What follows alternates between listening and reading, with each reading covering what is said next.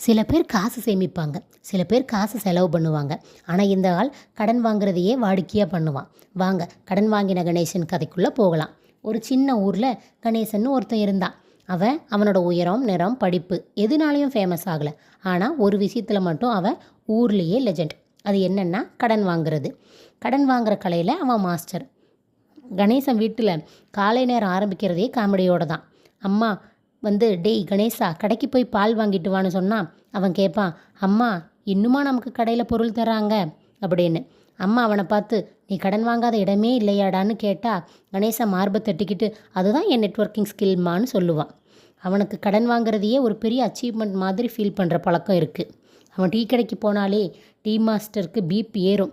கணேசன் வந்ததுமே tea master, ஐயோ கணேசன் வந்துட்டான்னு சொல்லுவார். கணேசன் சிரிச்சுக்கிட்டு, மாஸ்டர் டீயில் சர்க்கரையை போடு, காசை நாளைக்கு போடுறேன்னு சொல்லுவான்.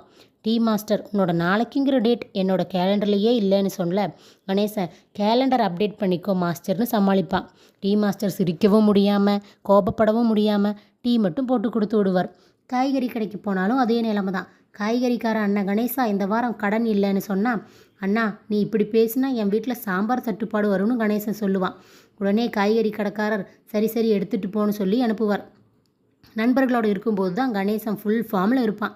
நண்பன் ஒருத்தர், டே அந்த 500 ரூபா எப்போ தருவேன்னு கேட்டால் கணேசன், அது கடன் இல்லை எமோஷ்னல் சப்போர்ட்னு நினச்சிக்கோன்னு சொல்லுவான். இன்னொரு நண்பன், நீ எங்கே போனாலும் எப்பவும் கடன் மட்டும் முழுசாக இருக்குன்னு சொல்லுவான். கணேசன் அதான் கன்சிஸ்டன்சின்னு சொல்லுவான். ஒரு நாள் கணேசன் கோயிலுக்கு போய் ரொம்ப சீரியஸாக நின்னான். கடவுளே இந்த தடவை மட்டும் கடன் இல்லாத வாழ்க்கை கொடுன்னு மனசார கேட்டான். பக்கத்தில் நின்ன ஒருத்தர் அவனை பார்த்து, அப்போ நீ கணேசன் இல்லையான்னு கேட்டதும் கணேசன் தலையை சுரிஞ்சுக்கிட்டே நின்னான். ஒரு நாள் கணேசன் வாழ்க்கையில் பெரிய ஷாக். மைக் அனௌன்ஸ்மெண்ட், கணேசன் கடன் வாங்காதனால ஊர் விடுமுறைன்னு அறிவிக்கிறோம்னு. இதை கேட்ட உடனே கணேசன், என்னடா இது காமெடியான்னு ஷாக்கானான். ஊர் மக்கள் எல்லாம் சேர்ந்து, நீ கடன் வாங்காத நாளே எங்களுக்கு தெரியாதேன்னு சொன்னாங்க. அப்போ தான் கணேசனுக்கு ஃபஸ்ட் டைம் ஒரு சின்ன கில்ட் வந்தது. அந்த நாள்லேருந்து அவன் முடிவெடுத்தான், இனிமேல் கடன் இல்லை, என்ன இருந்தாலும் காசு இருக்கும்போது தான் வாங்குவேன்னு. அடுத்த நாள் டீ கடைக்கு போய் காசு கொடுத்து டீ வாங்கினான். டீ மாஸ்டர் காசு திருப்பி பார்த்து, இது உண்மையான்னு கேட்டார். நண்பர்களுக்கு பழைய கடனை கொடுக்க ஆரம்பித்தான். நண்பர்கள், டேய் நீ உண்மையாகவே மாறிட்டியான்னு சொன்னாங்க.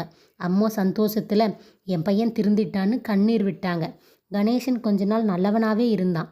கடைக்கு போனால் காசு, பஸ்ஸில் போனால் டிக்கெட், எங்கே போனாலும் ஸ்ட்ரெயிட் பேமெண்ட். ஊரில் எல்லாரும் மனுஷன் மாறிட்டான்னு பேச ஆரம்பிச்சிட்டாங்க. ஒரு வாரம் கழித்து கணேசன் டீ கடைக்கு போனான். டீ மாஸ்டர் என்ன வேணும்னு கேட்டார். கணேசன் பாக்கெட்டில் கைவிட்டு காசை எடுத்தான். மாஸ்டர் காசு இருக்குது, ஆனால் சேஞ்ச் இல்லை, அதனால் டீ இன்னைக்கு கொடு, காசை நாளைக்கு தரேன்னு சொன்னான். டீ மாஸ்டர் தலையை பிடிச்சிக்கிட்டு, டேய் நீ திருந்தினாலும் முழுசாக திருந்தலையேன்னு சொன்னார். அப்போ தான் எல்லாருக்கும் புரிஞ்சுது, கணேசன் வாழ்க்கையில் கடன் குறைஞ்சிருக்கும், ஆனால் காமெடி மட்டும் லைஃப் டைம் வாரண்டி. கடன் வாங்குறது தப்பு இல்லை, அதை வாழ்க்கையாக மாற்றினா தான் பிரச்சனை. இந்த கதை உங்களுக்கு பிடிச்சிருந்தா லைக் பண்ணுங்கள், சப்ஸ்கிரைப் பண்ணுங்கள், ஷேர் பண்ண மறக்காதீங்க. மீண்டும் சந்திப்போம் இன்னொரு காமெடி கதையோடு. Thanks for watching.